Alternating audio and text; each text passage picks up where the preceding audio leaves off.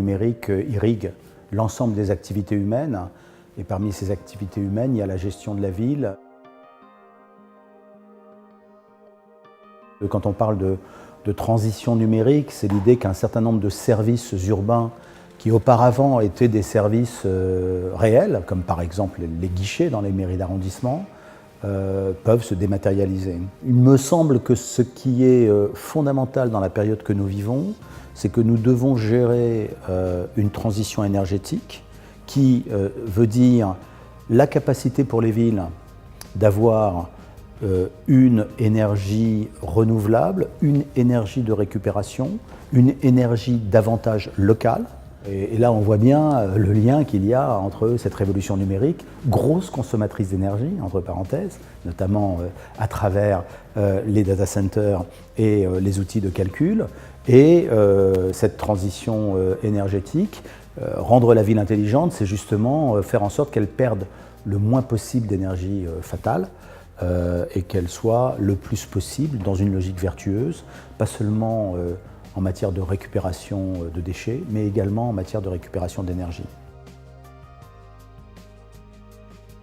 Nous avons lancé par exemple le budget participatif, qui est une petite révolution dans le domaine de la cofabrication de la ville, de la cogestion de la ville, puisque nous disons aux Parisiens, chaque année, une centaine de millions d'euros sont entre vos mains pour choisir les projets qui vous paraissent les plus intéressants. Et là aussi, l'outil numérique est fondamental parce que c'est lui qui va nous permettre de gérer le fait que des milliers de personnes doivent faire des propositions, se coaliser sur des projets et porter ces projets en commun en les proposant au vote du reste des Parisiens. Il y a aussi justement la possibilité pour les Parisiens de donner leur avis ou de participer à des projets.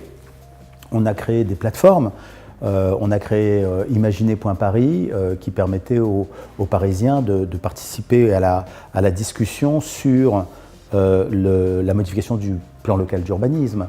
On a créé Idées.Paris qui là permet de discuter sur différents sujets, de participer au débat démocratique, de faire des suggestions et bien sûr de participer à des discussions sur des transformations urbaines.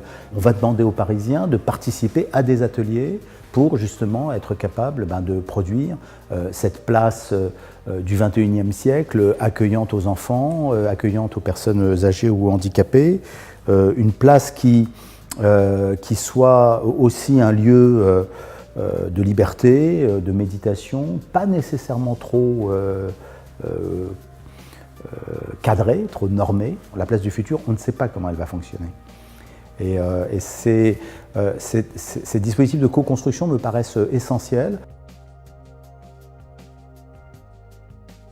Les jeux de données de la ville sont aujourd'hui utilisés par beaucoup de chercheurs, beaucoup de journalistes, beaucoup de citoyens, d'étudiants. Et nous pensons que c'est absolument fondamental de permettre aux gens d'avoir accès aux données publiques. Il y a un autre aspect qui est extrêmement important dans le mouvement de l'open data, c'est ce qu'on appelle l'analyse de données, c'est-à-dire être capable, grâce à l'analyse de données issues de plusieurs sources, ces sources pouvant être étatiques, municipales, mais également de la part des organismes de transport ou de la part du secteur privé, être capable d'avoir une vision beaucoup plus pertinente de la façon d'organiser la ville ou de la façon de la rendre plus performante, plus efficace ou plus bienveillante. Donc là aussi, on voit bien que l'open source et l'open data, c'est une des façons de faire en sorte que la ville soit un peu moins difficile à gérer. Et c'est pour ça que nous considérons que l'analyse de données, c'est quelque chose d'extrêmement important. Que ce soit sur la performance énergétique, que ce soit sur la performance en matière de déplacement, ou que ce soit sur tout simplement la qualité de vie des Parisiens. L'intelligence d'une ville, c'est l'intelligence de ses habitants. Une fois que vous avez dit ça, il faut en quelque sorte en faire la démonstration. La ville intelligente, ça se construit brique par brique avec des actions concrètes.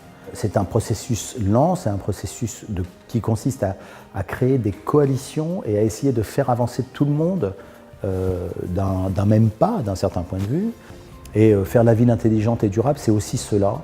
C'est essayer très en amont de faire travailler ensemble des gens qui souvent n'ont pas l'habitude de travailler ensemble, de façon à rendre le projet dont ils sont porteurs plus intelligent et plus durable.